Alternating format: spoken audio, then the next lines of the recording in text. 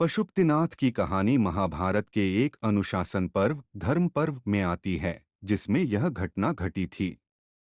इस कथा के अनुसार पांडव राजा युधिष्ठिर और उनके भ्राता द्रौपदी के साथ वनवास में थे, जिसके दौरान उन्हें अनेक प्रकार की यात्राएं करनी पड़ी।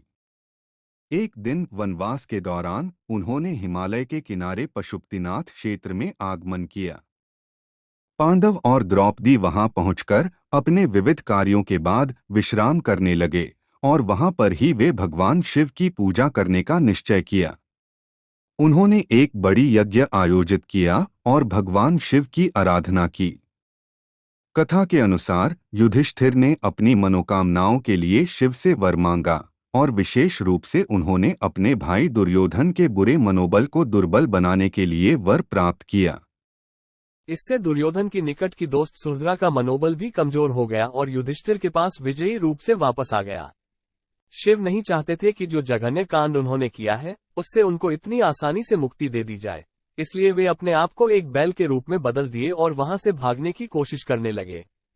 पांडवों को ये पता चल गया कि वे बैल के रूप में शिव हैं और वे उनकी पीछा करके उन्हें पकड़ने की कोशिश करने लगे।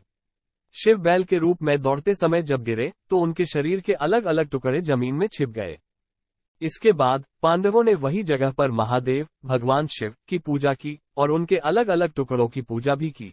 इसके बाद भगवान शिव ने पांडवों को आशीर्वाद दिया और उनके मनोबल को फिर से मजबूत किया।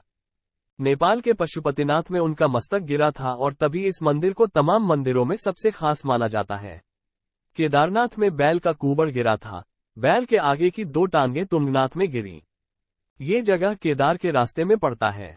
बैल का नाभि वाला हिस्सा हिमालय के भारतीय इलाके में गिरा। इस जगह को मध्य महेश्वर कहा जाता है। ये एक बहुत ही शक्तिशाली मणिपूरक लिंग है। बैल के सींग जहां गिरे उस जगह को कल्पनाथ कहते हैं।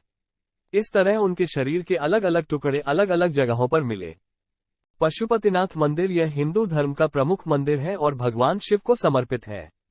इस मंदिर को सबसे पवित्र माना जाता है और यहाँ पर भगवान शिव का मस्तक होता है, जिसे पशुपतिनाथ के नाम से जाना जाता है।